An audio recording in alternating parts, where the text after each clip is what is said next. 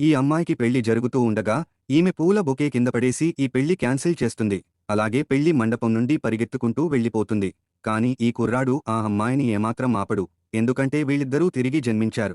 అయితే గత జన్మలో ఈ అమ్మాయి చనిపోయే ముందు తన భర్తతో నేను చనిపోతే నా శవాన్ని నా ఎక్స్ బాయ్ ఫ్రెండ్ సమాధి పక్కన పాతి పెట్టమని చెప్తుంది. ఎందుకంటే భార్య ఎప్పుడూ తన ఎక్స్ బాయ్ ఫ్రెండ్నే గాఢంగా ప్రేమించింది.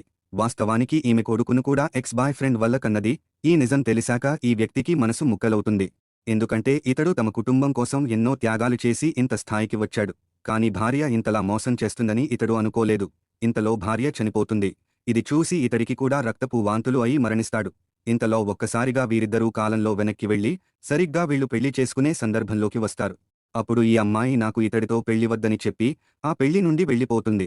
ఆ తర్వాత ఈ కుర్రాడు ఇక్కడ నుండి వెళ్ళిపోవడానికి తన సామాన్లు సర్దుకుంటూ ఉంటాడు. ఎందుకంటే ఇక్కడ ఉన్నంతసేపు ఇతడికి బాధగానే ఉంటుంది. అయితే ఇతడు బయటికి రాగానే తన భార్య ఎక్స్ లవర్తో సరసాలు ఆడటం కనబడుతుంది.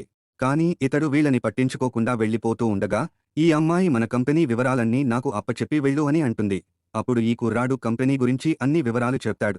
ఇంతలో అక్కడికి ఈ అమ్మాయి తండ్రి వచ్చి నువ్వు చేస్తుంది చాలా తప్పు అని చెప్తాడు. అసలు ఈ కుర్రాడు లేకపోతే మన కంపెనీ ఇంత సక్సెస్ అయ్యేది కాదని అంటాడు. కాని ఈమె వీళ్ల మాటలు పట్టించుకోదు. ఎందుకంటే ఈ జన్మలో తన ఎక్స్ బాయ్ ఫ్రెండ్తో జీవించాలని ఈమె అనుకుంటుంది. అలాగే ఈమె ఈ కుర్రాడితో మా వస్తువులన్నీ తిరిగి ఇచ్చి ఇక్కడి నుండి వెళ్ళిపోమంటుంది. అప్పుడు ఈ కుర్రాడు తన ఒంటిపై ఉన్న బట్టలు కూడా తీసి ఇక్కడ పెట్టేశాడు. అలాగే ఈ రోజు నుండి నాతో మీకు ఎలాంటి సంబంధం లేదని చెప్తాడు. అలా వెనక్కి తిరిగి చూడకుండా వెళ్ళిపోతాడు. ఇంతలో ఈ అమ్మాయికి తన మనసులో కొంచెం బాధగా అనిపిస్తుంది. అయితే సైకిల్పై వెళ్తున్న ఈ కుర్రాడి వెనుక భాగాన్ని చూశాక ఇతడు అచ్చం 3 సంవత్సరాల క్రితం నన్ను కాపాడిన వ్యక్తిలా ఉన్నాడని అనుకుంటుంది. ఇంతలో ఎక్స్ బాయ్ ఫ్రెండ్ నాకసలు సైకిల్ ఎలా తొక్కాలో కూడా రాదని చెప్తాడు. అప్పుడు ఈ అమ్మాయికి తాను పొరపాటు పడ్డానని అర్థమవుతుంది. అయితే ఈ అమ్మాయిని ఆ కుర్రాడే కాపాడాడని కనిపెడుతుంది. ఇంతలో కొన్ని లగ్జరీ కార్లు ఈ కుర్రాడి దగ్గరకు వస్తాయి. అలాగే ఒక అందమైన అమ్మాయి ఆ కార్లలో నుండి బయటకు వస్తుంది. అయితే ఈ అమ్మాయి నీకు సంవత్సరానికి 1,000 కోట్లు ఇస్తానని, నువ్వు మా కంపెనీలో సీఈఓగా పనిచేస్తావా అని అడుగుతుంది. అందుకు ఈ కుర్రాడు ఒప్పుకుంటాడు.